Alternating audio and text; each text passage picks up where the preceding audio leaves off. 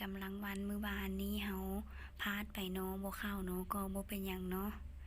มื้อนี้ก็มีให้ตามเคยท่านใดที่เข้ามารับชมคลิปเฮาเป็นครั้งแรกให้เข้าไปกดเบิ่งอยู่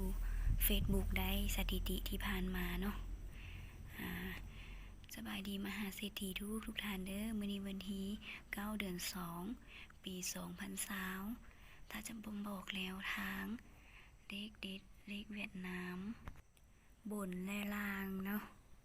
มาได้ทั้งบนและล่างเด้อเลขกำลังวันเฮาเลขที่เฮานำเสนอไปก็เป็นเลขกำลังวันตามเคยแล้วเนาะทุกท่านและหาตัวเด่นนี้มันจะหาเก็บสถิติตามความเป็นไปได้เท่านั้นบ่ให้งมงายเนาะเป็นเพียงแนวทางเท่านั้นก็บ่ได้หมายความว่าเลขจะออกตัวโกงตัวนั้นเลยตัวที่ได้บอกไปนั้นบางที่ก็จะเข้าตัวกลับเนาะบางมื้อก็จะเข้าตัวกลับทั้งบนทั้งล่างเนาะทุกท่านเนาะสามารถไปกลับเอาได้เนาะเลขที่เฮาลงให้ก็มีทั้งหมด21สุดเนาะที่ว่าหลายก็บ่ได้หลายปานใดเนาะมีก็ปานกลางเท่านั้นมีแต่จะเน้นตัวเด่นให้เบิ่งเอาตัวเด่นก็ได้สำหรับท่านใดที่เข้ามารับชมคลิปของเฮาครั้งแรกนี้ฝากกดไลค์กดแชร์กดติดตามกดรูปกระดิ่งแจ้งเตือนเพื่อจะบ่ได้พลาดแนวทางที่น่าตื่นเต้นและน่าลุ้นแบบนี้เด้อเนาะเฮาจะลงให้เป็นประจำทุกมื้อกันเลยบางท่านมักดิ่นเลขเนาะแต่ว่ามื้อนี้บ่ได้ฝันหยังเนาะแต่ว่าก็สามารถเข้ามาเบิ่งกำลังวันเฮาได้บางท่านก็มื้อนี้ฝันดีเนาะฝันเห็นเลขฝันเห็นปลาน้อยสิเลขปลาฝันเห็นเลขปลาบ่พูดพอดีเลขกำลังวันเฮามีเลขปลาพอดีเลยพอดีจับใส่เลยก็ดีปลาน้อยปลาใหญ่บ่สิเนาะท่านใดมีบุญก็ได้เนาะและลักวันนี้ลักจะมีลัก0ลัก4สามารถจับเอาได้สำหรับท่านใดที่มีตัวเลขในใจล่ะได้สามารถจับเอาได้เลยหรือว่าจะใส่ทั้งหมดก็ได้เนาะเดี๋ยวตาจะเน้นตัวเด่นให้4224มื้อนี้ได้4884กลับได้เรือบ่กลับก็ได้ก็แล้วแต่ท่านเนาะ03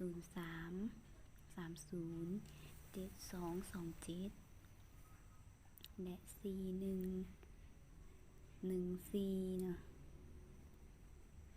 8118 7117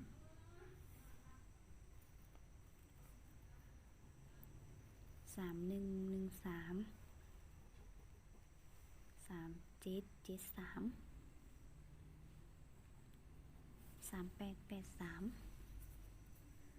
และแถมเนาะเขาจะมีแถมให้เลขอันนี้มันจะเป็นเลขที่ต้านำมาตั้งดุลตั้งนานเนาะบ่แม่นดุลแม่นนานดอกทุกท่านเมื่อวานนี่แหละทุกท่านเลขนี้